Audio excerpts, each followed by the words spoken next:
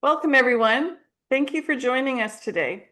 My name is Kerry Grady Vincent, and I'm the Senior Manager of Clinical and Educational Programs at Osteoporosis Canada. I will be your moderator for today's webinar, Supplements in Bone Health.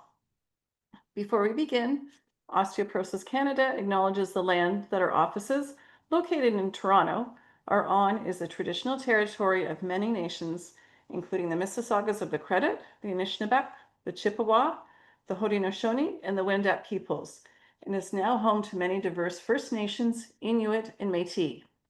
We also acknowledge that Toronto is covered by Treaty 13 with the Mississaugas of the Credit. At Osteoporosis Canada, we educate Canadians about bone health, including healthcare professionals and their clients. We are the only national organization serving people who have or are at risk for osteoporosis. We are really excited about today's presentation, which will provide information about supplements in bone health. Today's information landscape can be very puzzling. There is so much confusing information out there in the marketplace and online about nutritional supplements. Common questions include, what is a supplement? How does a supplement differ from a supplemented food or a fortified food? Do I really need a supplement? Are there any supplements that can help my bone health? In today's presentation, we will try to answer these questions. It is not intended as individualized health advice. If you do have questions about osteoporosis, please consult your healthcare provider. If you have questions during the webinar, remember to click the question and answer button on your screen to submit your questions, and we'll try to get to as many as we can, time permitting. Before we begin, make sure you have your speakers turned up fully so that you can hear the presentation clearly. It is now my pleasure to introduce our speaker, Sue Mah.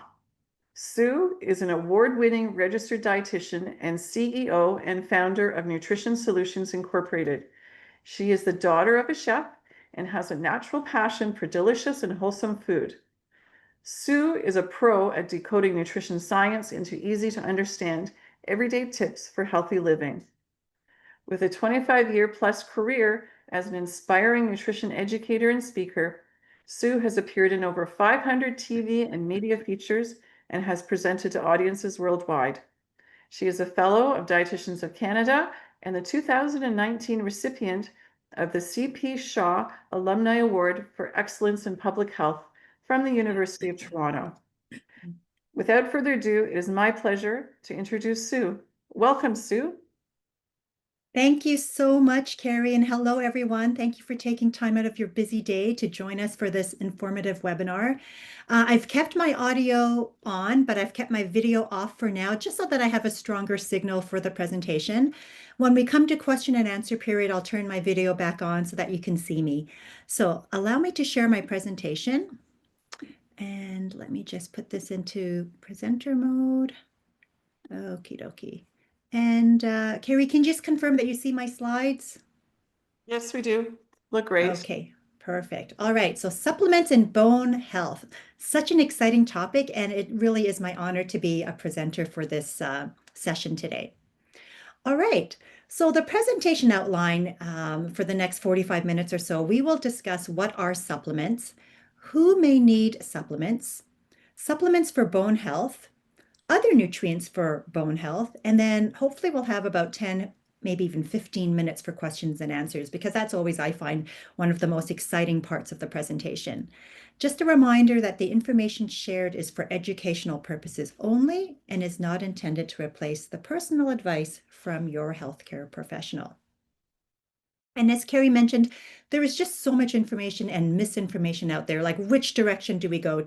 What advice do we follow? So hopefully by the end of this presentation, you'll have some clearer guidelines and clearer information.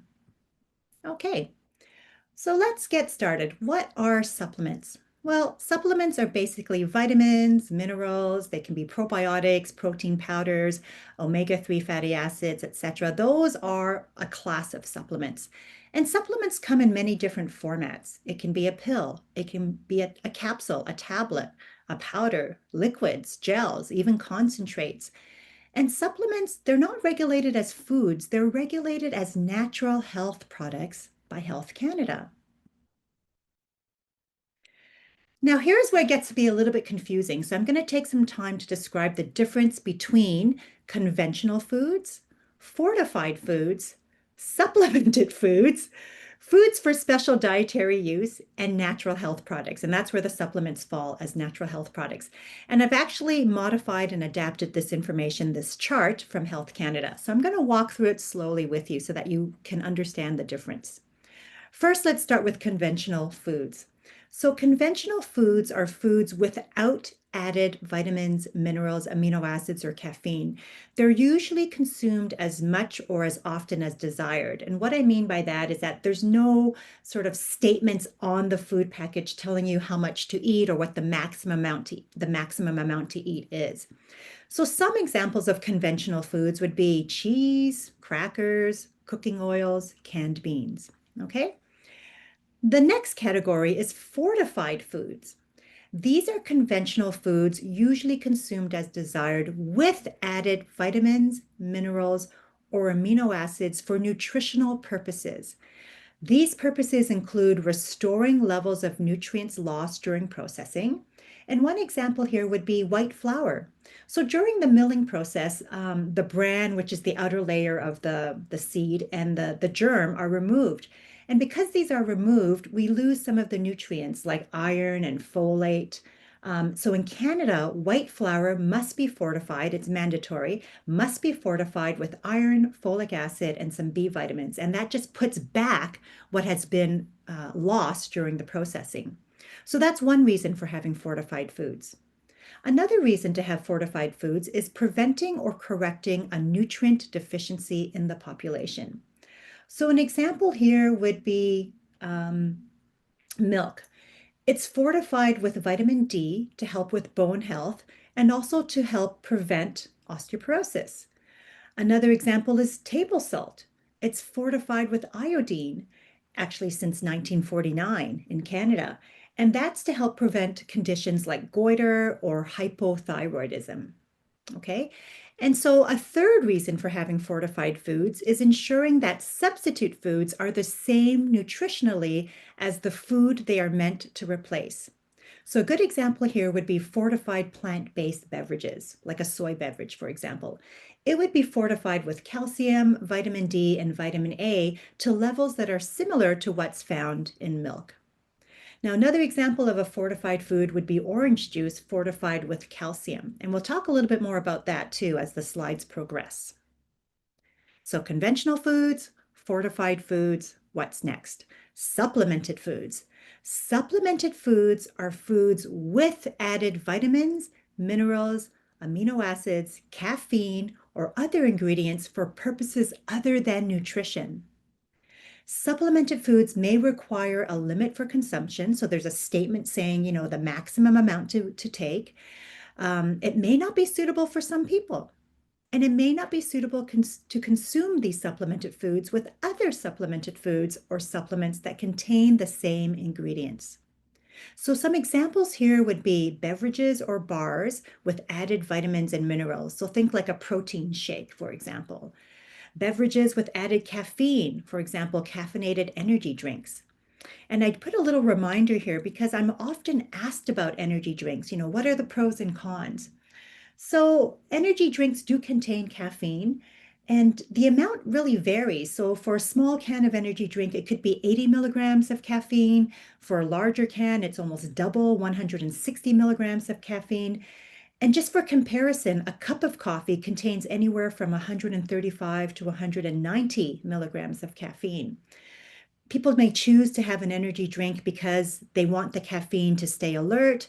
Maybe they want the caffeine for athletic performance. Maybe they want caffeine to improve their mood, whatever the reason. So that might be a pro for somebody to have an energy drink.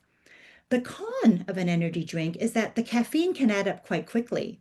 And according to Health Canada, adults can consume about 400 milligrams of caffeine every day from all sources, from food, from supplemented foods, from energy drinks, etc., unless you're pregnant or breastfeeding, in which case the maximum for the day is 300 milligrams. So the caffeine can add up quickly. too much caffeine, of course, can have health, can be detrimental, not detrimental, but can have effects on your health, such as your sleep, can also be a diuretic, for example. So you want to just watch how much caffeine you're getting. Okay. The fourth type of food that we see in the marketplace would be foods for special dietary use. These are foods specifically made for individuals with a physical or physiological condition as a result of a disease, disorder, or injury. It's also made for people who are looking for a particular effect, such as weight loss, with a controlled intake of foods. Now, foods for special dietary use have specific requirements for energy, for vitamins and minerals, and for macronutrients like carbohydrates, fats, and proteins. So examples here would be meal replacements, something like a Boost or Ensure, just to throw out some names that you might be familiar with. Nutritional supplements, formulated liquid diets, for example, a tube feeding product. These would be examples of foods for special dietary use.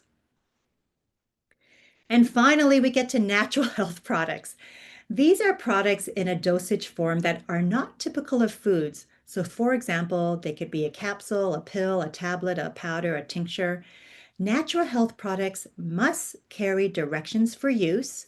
They may require a recommended dose, and they may not be suitable for some individuals. So, what are some examples of natural health products? Well, the supplements, the multivitamin tablets, the vitamins, minerals, homeopathic remedies are examples of natural health products, some cough and cold medicines, probiotics, and things like ginseng.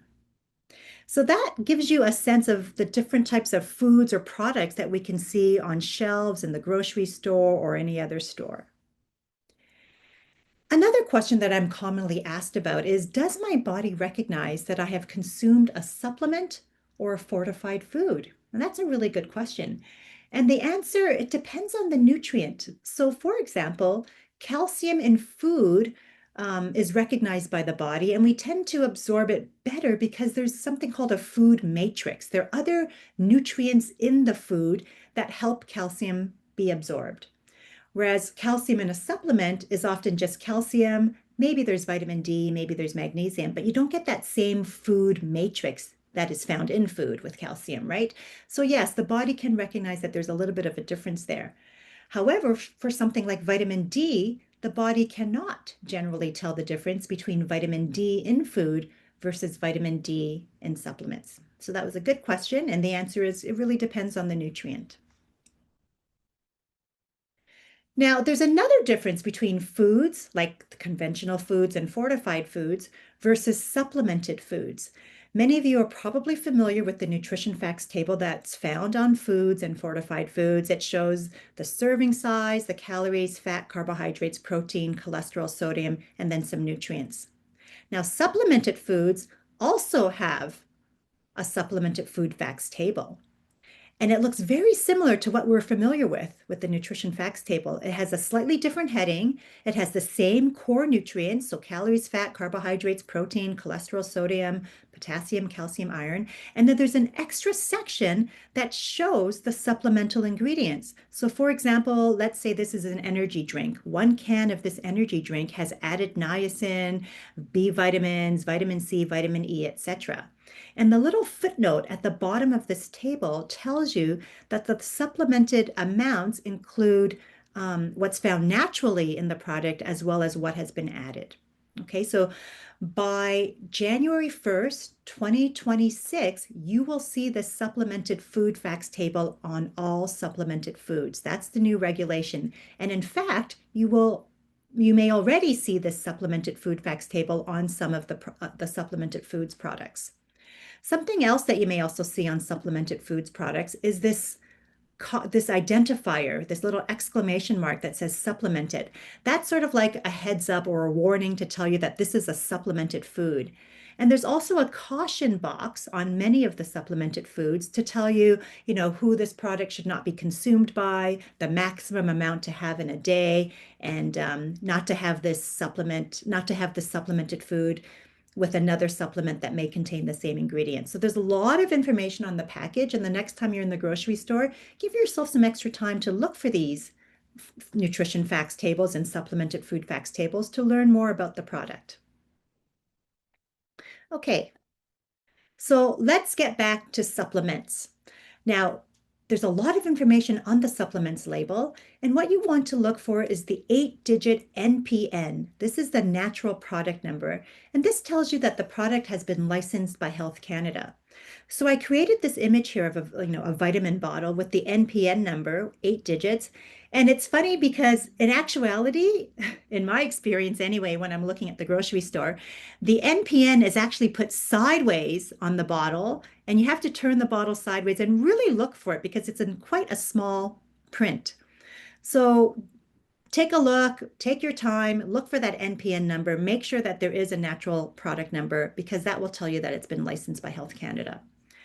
On the supplements label, you'll also find information about the medicinal and non-medicinal ingredients, what the dosage is, and what the recommended use of this particular supplement would be.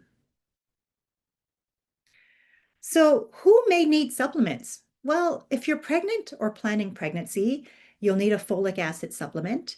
If you're over the age of 50, a vitamin D supplement is recommended, and we'll get more into that in the next few slides. If you're vegan or vegetarian, you may need a vitamin B12 supplement because vitamin B12 is generally found in foods from animal origin. If you smoke, you'll need extra vitamin C, and that can come from food and or maybe a supplement. If you have a medical condition like anemia, if you have food allergies, or if you're on a restricted diet, if you have a nutritional deficiency, then you may also require a supplement. And it's always great to talk to your healthcare professional about the need for supplements and exactly how much you may need. So let's get into supplements for bone health. And we're going to talk about two specific nutrients, calcium and vitamin D. So, calcium. Calcium helps to build and maintain strong bones. We all know that getting enough calcium can slow down bone loss and reduce the risk of fracture. Now, as a dietitian, I always recommend food first. Food is such a delicious way to get your nutrients. And as I mentioned, food contains the food matrix. You get more than just calcium. You're getting a bundle of nutrients anytime you eat a particular food. Osteoporosis Canada has a recommended daily allowance for calcium, and it depends on gender and age. So women between the ages of 19 and 50 are advised to take 1,000, or advised to get 1,000 milligrams of calcium a day. Over age 50, it goes up to 1,200 milligrams a day. And men, 19 to 70 years old, 1,000 milligrams of calcium a day. Over 70, 1,200 milligrams of calcium a day. And I thought it might be helpful to show some calcium content of foods. So a cup of milk, about 316 milligrams of calcium. Same thing with fortified soy beverage. Yogurt, about 144 milligrams of calcium. And I was able to get the calcium content of these foods from the Osteoporosis Nutrient Calculator, which you can find on the Osteoporosis website. Cheddar cheese, a serving, has just under 200 milligrams of calcium. Almonds, a third of a cup, 145 milligrams of calcium. Canned salmon with the bones. You need to eat the bones. So when the salmon is processed for canning, the bones are softened and they become edible. So a quarter of a cup of canned salmon with the bones, 117 milligrams of calcium, not too bad. Firm tofu, kidney beans also provide calcium. And just a reminder that the recommended daily allowance of calcium for adults is between 1,000 to 1,200 milligrams a day. Okay, so what about spinach and sesame seeds? I'm often asked this question too. Well, these foods do contain calcium, but it's not well absorbed. And that's because these foods contain something called oxalates. It's naturally found in these foods and it binds to calcium and sort of prevents calcium from being absorbed. Okay, so spinach, sesame seeds, rhubarb, Swiss chard, they have other nutrients, but they're not a good source of calcium when you're trying to calculate your overall daily intake for calcium. All right, so calcium supplements, what's the advice? Well, the Clinical Practice Guideline for Management of Osteoporosis and Fracture Prevention in Canada, these guidelines were released in October 2023 in the Canadian Medical Association Journal. And the advice is for people who meet the recommended dietary allowance or the recommended daily allowance for calcium with a variety of calcium-rich foods, we suggest no supplementation to prevent fractures. Okay, good to know.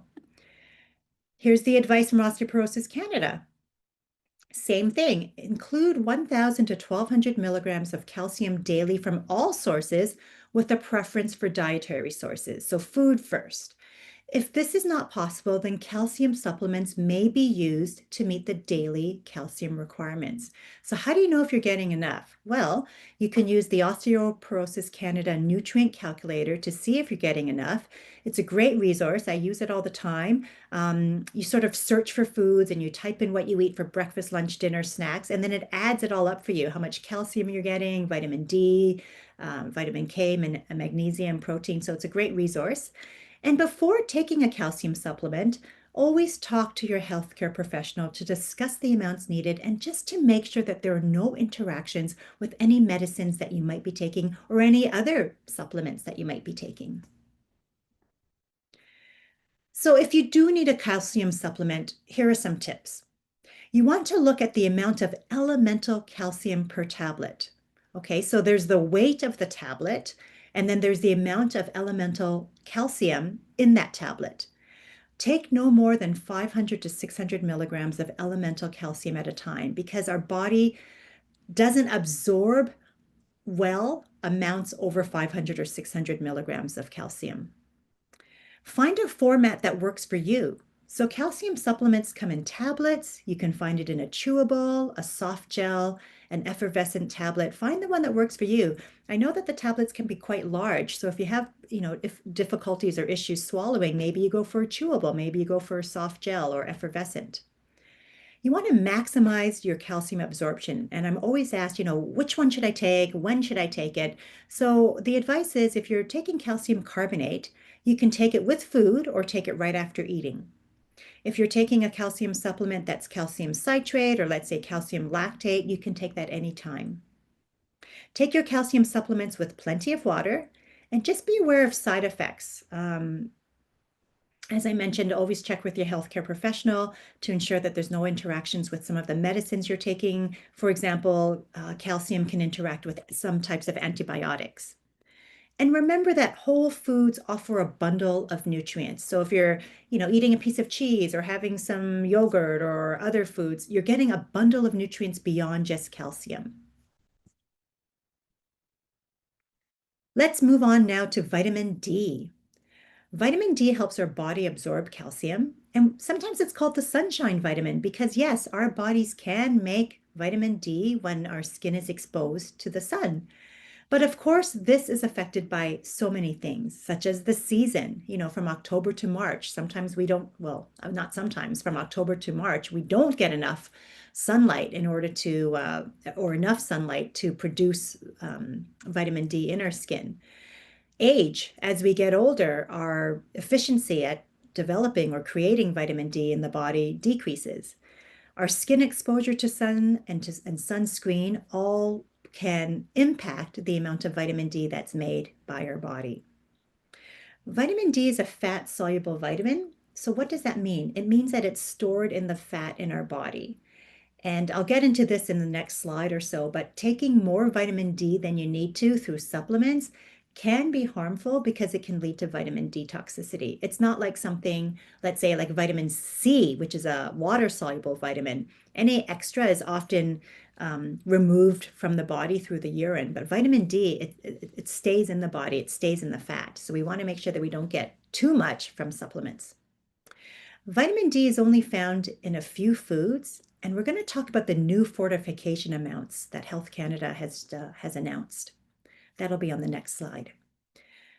To get enough vitamin D, think about food and supplements because we just can't get enough vitamin D from food, so we are advised to take a supplement.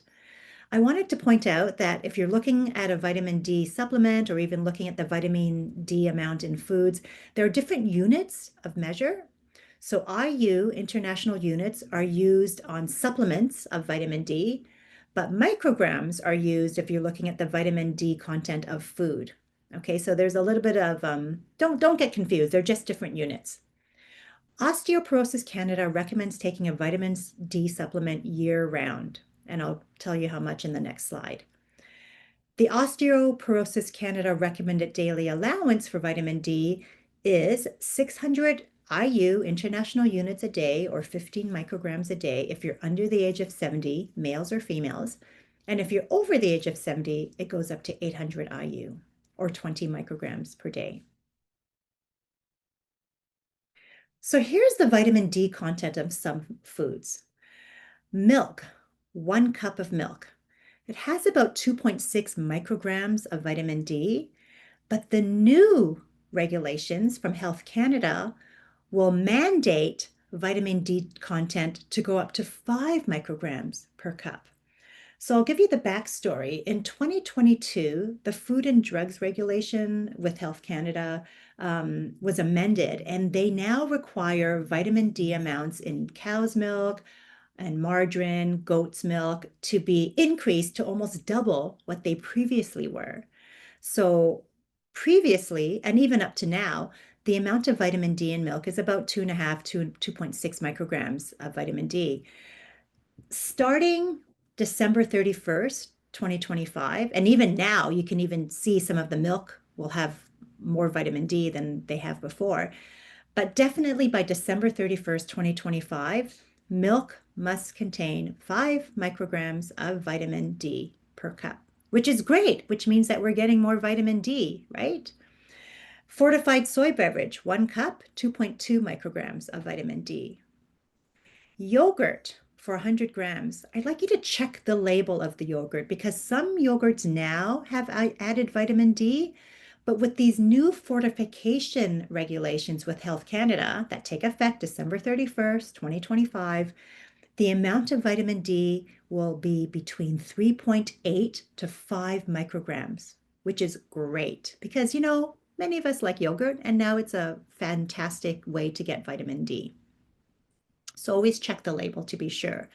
Kefir will also have vitamin D added to it, so check the label again. Salmon also contains vitamin D, eggs, mushrooms, and then fortified orange juice. This is very interesting because I actually went to the grocery store just prior to the presentation to do a little bit more research. Fortified orange juice will have calcium, but they may not contain vitamin D. Some brands do, some brands don't. So you really need to check the label. And sometimes products reformulate without any notice. So always check the label to see what the amounts of the nutrients are. For some of the brands that I did find, the vitamin D content was about 2.5 micrograms, but you have to just always check the label of the product in your grocery store. Okay, so again, use the osteoporosis nutrient calculator to see if you're getting enough vitamin D or to see which foods contain vitamin D. And a reminder that the recommended daily allowance of vitamin D for adults is 600 to 800 IU or 15 to 20 micrograms per day. So what's the advice when it comes to vitamin D supplements? So the clinical practice guideline again says to follow Health Canada's recommendation to achieve your recommended daily allowance. And the recommendation is adults over the age of 50, adults older than 50 years, take 400 IU a day of vitamin D supplement every day. So it's 400 IU a day every day of the year. Eat vitamin D rich foods, and if you're at risk of vitamin D deficiency, you may need extra vitamin D supplements, but always talk to your healthcare professional first. So, what are some tips for vitamin D supplements? Well, there are 2 types of vitamin D. There's vitamin D2, which is a plant-based version, and there's vitamin D3, which is an animal-based version, but you can also find D3 in algae vitamin D supplements. If you take a 1-a-day multivitamin, for example, or even a calcium supplements, they may also contain vitamin D. So check the label, read the label, and find a format that works for you. Vitamin D is available as a liquid, as a chewable, as a pill. Because vitamin D is a fat-soluble vitamin, it's going to be better absorbed when you take it with a meal or snack that also contains fat. Okay? Talk to your healthcare professional about the amount you need and only take the amount that's required or prescribed because getting too much vitamin D can lead to health problems. So calcium and vitamin D are the two big ones when it comes to supplements, and that's where we have the clinical practice guideline advice. What about other nutrients for bone health? Well, I went back to the clinical practice guideline, and it says for people who follow Canada's food guide, and I've put a little image of Canada's food guide here as a reminder. For people who follow Canada's food guide, we suggest no supplementation of protein, vitamin K, or magnesium to prevent fractures. Okay, so as long as you're following the advice of the food guide, no supplementation needed. Great. Just a reminder that if you want a copy of Canada's food guide, you can go to this website, canada.ca food guide. Okay, so let's talk about each of these nutrients then. Protein. Protein helps maintain muscle mass and strength. Strong muscles are important because that helps with our balance and that's going to help prevent falls. Now, the Osteoporosis Canada recommended daily allowance for protein is 0.8 grams of protein per kilogram body weight, so how much you weigh, per day, or 0.364 grams of protein for every pound that you weigh per day. So let's do a little bit of math. Let's say you weigh 70 kilograms or 154 pounds. So to figure out the amount you need, we would take 0.8 grams of protein times 70 kilograms, that's your body weight, and that gives you 56 grams of protein a day. You could do the same calculation with pounds. 0.364 grams of protein is needed times your weight, 154 pounds, and that would give you 56 grams of protein a day. Now, I wanted to say that some people may need more protein. So again, always talk to your healthcare professional and you can check your intake with the Osteoporosis Canada nutrient calculator. Protein content of some foods. So I just put this little slide up. The nutrient calculator is amazing, but I always like to see pictures, right? So here we go. A serving of meat, fish, or poultry gives you about 25 grams of protein. Tofu tempeh, about 25 grams of protein, again, for 150 grams. Greek yogurt has more protein than regular yogurt. 9 grams of protein per cup of milk or fortified soy beverage. But for those of you who have been to the grocery store, you might notice that there's high protein milk, which has 14 grams of protein or even more. And high protein milk is made, they don't add extra protein. How it's made is that the milk is filtered, it's ultra filtered, and it filters out the lactose, it filters out some of the other, filters out mostly the lactose and the protein and the calcium stay within the product. So actually the high protein milk has more protein and also more calcium than regular milk. So that's an interesting option. It does cost more, but it's something that you can think about if you go to the grocery store, take a look at the label and see if the product is right for you. Cheese also has protein, hemp seeds, beans, veggie patties, veggie burgers, nuts, peanut butter, eggs, protein pancakes are available in the store now, and I've seen them. They also contain protein. And quinoa, of all the grains, quinoa contains the most amount of protein. Not a lot, but a little bit more than some of the other grains that are out there. Okie doke. What about protein powders? I'm always asked, hey, Sue, what do you think about protein powders? Well, for protein powders, they usually come available as whey, casein, or plant-based. So for example, a plant-based protein could be soy protein powder or pea protein powder. So whey protein powders are very popular. They come in different flavors. It's a high quality protein. A scoop of whey protein can give you, I don't know, anywhere between 20 and 30 grams of protein. And it's quickly absorbed. It's often used for people who are into strength training or muscle building. Casein, same sort of thing. It's slower digested, but it is also a high quality protein and it can be a little bit more expensive. Both whey and casein are derived from milk, and then the plant-based protein powders derived from soy protein or pea protein. Now, as a dietitian, I always say food first, right? If you can get your protein from food, it's going to be more delicious. You get so many other nutrients.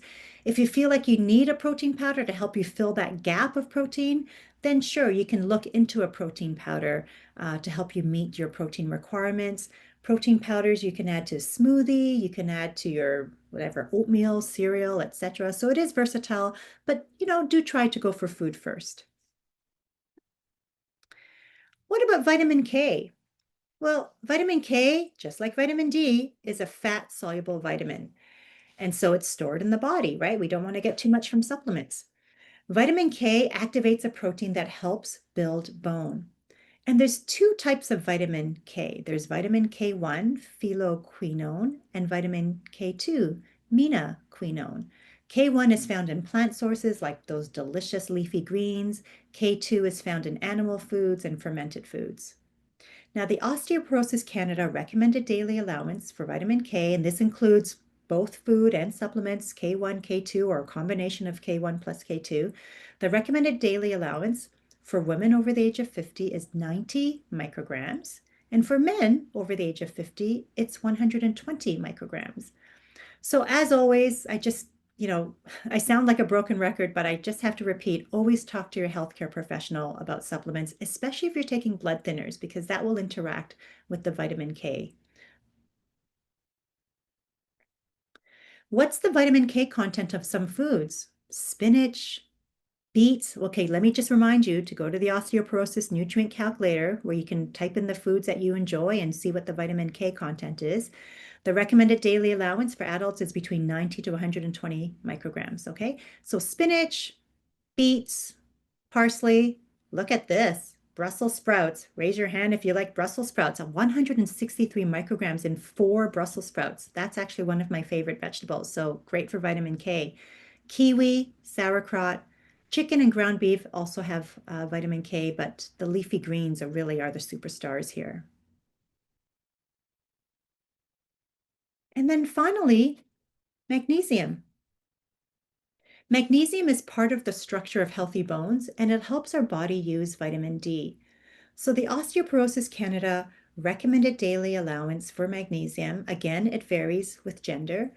Women aged 15 over, 320 milligrams, and men over the age of 50, 420 milligrams per day.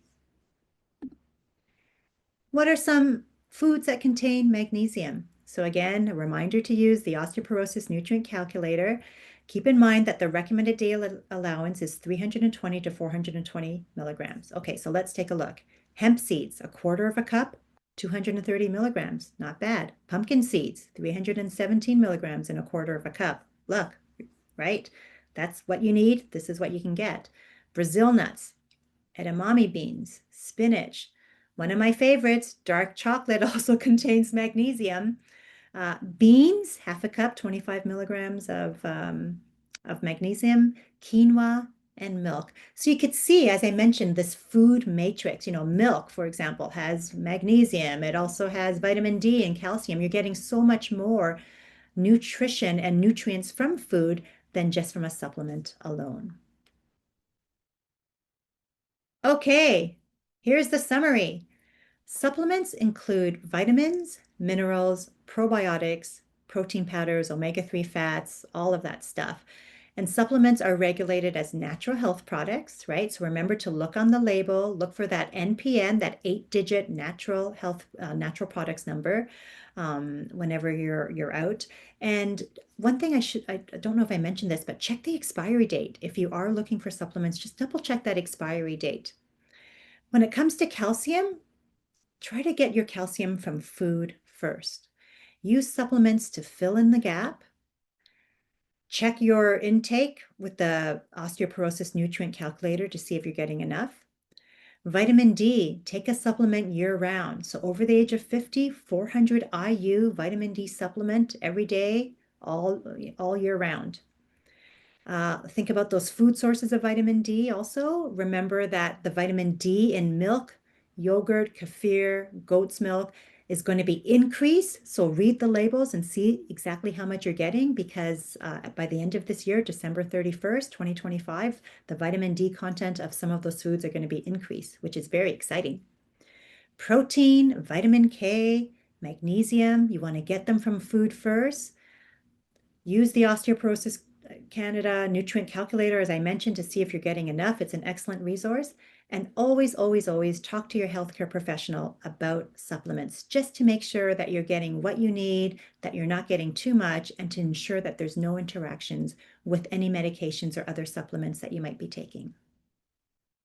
All right, we made it through the information. So you can find me on my website. I'm also on social media. I'm most active on Instagram, so feel free to say hello to me there. And I'll stop my slideshow and throw it back to Kerry. And I think we have a good amount of time for questions and answers. Yeah, thanks, Sue. That was just great. So much information for everyone to think about. So as you said, we're going to turn to our question and answer period right now, and we'll try to get to as many as we can. So let's start Great. with this question.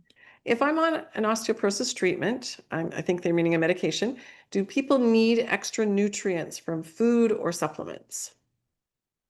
So if you're on an osteoporosis treatment, the best thing to do would to be to check with your healthcare professional, because you might need extra supplements, right? And you also want to make sure that it's not interacting with the medicines that you're taking. So I would say check with your healthcare professional. Okay. Actually, Sue, here's a quick question.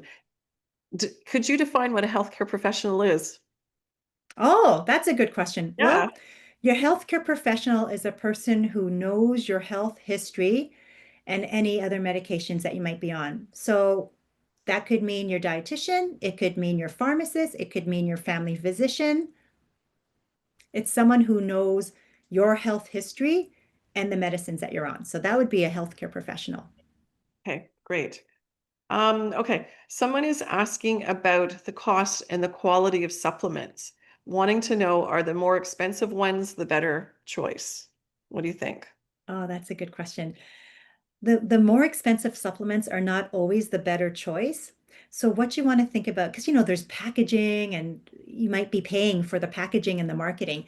So the bottom line when you're looking for a supplement is to check to see if the amount is the amount that you're looking for, right? Check to see what the form of the supplement is. So let's say it's calcium. Is it a calcium carbonate, which might be less expensive? Or is it a calcium citrate or calcium lactate, which may be more expensive? Doesn't mean that one is better than the other, right? It's just the formulation costs more to make or costs less to make. And always check the expiry date and check for that natural product number, that 8-digit number. Okay. Um, are there any combinations of supplements that should not be taken together? I know you were mentioning a few interactions, but how about combinations of supplements? Yeah, great question. Thanks for asking. So let's say you're taking a calcium supplement. You want to not take the calcium supplement at the same time as taking iron supplements or zinc supplements. And that's because they all sort of compete for absorption in the body. So let's say you're taking an iron supplement and you're also taking a calcium supplement. You want to space them out 2 hours apart, for example, to ensure that they all get absorbed. So that's one example. Another example that comes to mind is, I think, vitamin C and vitamin B12, same thing. You don't want to take them at the same time. Try to space them out to about 2 hours apart. Okay. Can taking too many supplements in addition to food sources cause other health issues? Yes, yes, yes. So let's give an example. Vitamin D, right? If you take too much vitamin D from supplements, because we can't really get too much from food. If you take too much vitamin D from supplements, remember it's a fat soluble vitamin, so it's going to be stored in the fat. If you have too much vitamin D, then you can potentially have too much calcium in the blood, because vitamin D helps your body absorb calcium. And that can lead to a condition that has symptoms like nausea, fatigue, vomiting, etc. So vitamin D and any of the fat soluble vitamins, vitamin A, D, E, and K are all fat soluble. So you have to really be careful with getting too much of those. Excessive selenium supplements, for example, can lead to nerve damage. Excess vitamin C supplements can lead to diarrhea. So you want to be careful not to get too much. Okay, that's great advice. Here's one for men. For men mid-60s who are at risk for osteoporosis, are there certain supplements they should be taking, and does it differ between genders? Oh, that's a good question. So if you're at risk for osteoporosis, always check with your healthcare professional to see what nutrients and what supplements you may or may not need. I can't give you that advice because I think that's more personal advice that has to come from your healthcare professional. Um, does the amount of supplement vary from gender to gender? It can for some of the supplements. Most of the recommended daily allowance varies by age and gender, right? So calcium, I think there was a difference by age. Vitamin D was the same regardless of gender, but calcium, vitamin K, and I think magnesium were three nutrients that we talked about today that differ depending on gender and age. So review the presentation or go back and look at the slides when you have time to get those amounts again. Okay, I'm going to combine a bunch of questions here. Okay, Um, People are wanting to know about the calcium that's used in fortification. Is that calcium different than the calcium in a supplement, like a that's a calcium tablet? And that's a mhm. is their absorption different? That's sort of a double barrel question for you there. That's a good question. These are great questions. Thanks for asking. Okay, so let's say soy beverage that's been fortified with calcium or orange juice that's been fortified with calcium. Just check the label. I'm reading labels all the time. I spend an hour in the grocery store because I'm always standing and reading labels, and I love learning. It's often a calcium carbonate that's added to these products, and it is the same calcium carbonate that you would find in the supplement. Does the body identify or does it know that if there's a difference? I think in one of the slides I talked about calcium, where if it's from food, um, it gets absorbed a little more easily without side effects because there's that food matrix. You've got the other nutrients that help the body absorb calcium. If you're just taking the calcium supplement, you might have some side effects, like there could be constipation, there could be some gas or bloating. So I hope that answers all parts of that question. I think so. And people should know that we have more information on our website too, if Oh, yeah. they have more questions. There's also a place to ask questions on our website if people want to extend questions to that site as well. Okay. Um, how caffeine? People want to know if caffeine is good or should be avoided by people with osteoporosis. I know you didn't cover Great. that in this presentation too much, Yeah, but yeah, great question. So caffeine, according to Health Canada, the amount that adults can safely consume in a day is 400 milligrams of caffeine. Unless you're pregnant or breastfeeding, then it's 300 milligrams of caffeine. Too much caffeine can impact calcium absorption. The big thing with caffeine, especially if you're a coffee drinker, is that the amount of caffeine adds up really quickly. So let's say you're having like a mug of coffee. This is almost like a cup of coffee is this, right? 135 milligrams of caffeine, maybe even 190 milligrams of caffeine, depending on if you brew it yourself or if it's store-bought. A cup is only this amount. Many of us use mugs, which can be 1.5 or even 2 cups. So that would be my key message here is if you do enjoy caffeine, be aware of the amount that you're actually consuming. Let's say coffee, for example. Just use a measuring cup so that you can see exactly how much you're getting. Is it 1 cup? Is it 250 milliliters or is it closer to 400 milliliters? And if you enjoy coffee from one of those coffee shops, the smallest portion, the really small portion is a cup, and then most of the sizes that people may order is quite a bit more than that. So beware of that. I'll just take a sip of water. okay. We'll try a couple more questions, and then Yeah, we don't want to exhaust Sue here. that's Um, okay.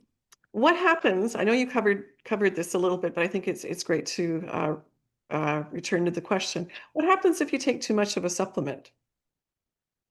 Oh, so let's talk about vitamin D supplement. Okay, so if you take too much, remember vitamin D is a fat soluble vitamin, so it stays in the body. it's stored in the body in the fat. And too much vitamin D is great because it helps your body absorb calcium, but too much vitamin D may mean that you have more calcium than you need in the blood, and that can lead to hypercalcemia, is what we call it.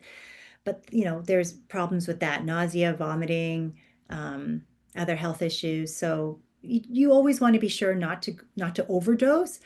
Um, you know, Too much of a good thing is not a good thing.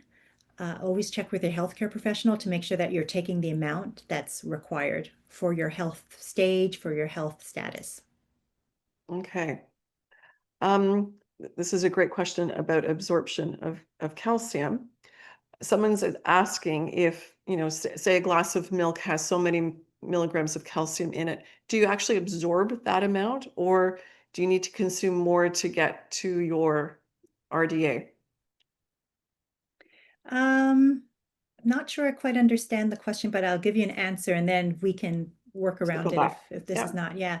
So a cup of milk, let's say it's got about 300 milligrams of calcium.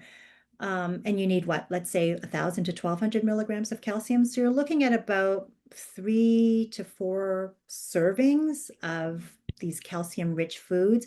You can assume maybe that you're getting about 300 milligrams of calcium just from everyday foods, like if you eat bread or, other vegetables, that sort of thing. So the recommendation as a dietitian is aim for three to four servings to make sure you're getting enough calcium. I hope that Okay. answers. I think so. Okay. Um, we'll just do a couple more. Yeah, for sure. Liquid and gel caps, are they absorbed better than tablets? I'm not sure. You're not a pharmacist, but I'm going to put that question out to you if you know. Yeah, I would say check with the pharmacist. I'm not sure if one is better absorbed than other. I think the liquid and the gel caps might be like easier to swallow for some people. The absorption rates, better check with the pharmacist. Okay. I we'll go with this one as the last question. Okay. Um, Fermented foods. Somebody's asking for some sources of fermented foods. I'm not sure if you have any that you can list. Kimchi, Oh, sauerkraut would be some examples of fermented foods. Great to include in your diet. Tasty variety of foods is always wonderful. I was just thinking when I was thinking about the question about calcium and that sort of thing, there was a question that I'm always asked, and I don't know if it came up at all, is protein isolate versus protein concentrate. mm, And I should have mentioned that in the slide too when I talked about protein powders. So the protein isolate would have a higher percentage of protein than a protein concentrate. So the protein isolate, it's been like filtered many times. So you're getting a higher concentration of protein and actually almost zero lactose. And I guess it's like a similar process for making the high protein milk. You're getting more protein without the lactose. So that's the difference between a whey powder isolate versus a whey powder concentrate. well, that's good. That's good advice. Thank you. So I think at this point we're going to wrap things up. Okay. I want to sincerely thank Sue for such an informative presentation on supplements and bone health. I think we're all a little bit wiser, and we're all going to be reading our food labels a little bit closer next time we're all grocery shopping, and we're going to making some great nutrition decisions that may have an influence on our bone health. So thank you again, Sue. That was wonderful. Thank you At so this point, much. I would like to ask people to visit our website at osteoporosis.ca. Our website, we have many tools, including a nutrition calculator that Sue mentioned. We have podcasts, we have quizzes, and we have a repository of our past webinars. This webinar itself will be available to view, I think, within the next 24 to 48 hours. And lastly, I want to thank all of you for joining us today and sharing your time with us. And I hope that you'll visit us again soon. We have many webinars coming up in the fall, and wishing you all a great day. And thanks for joining us.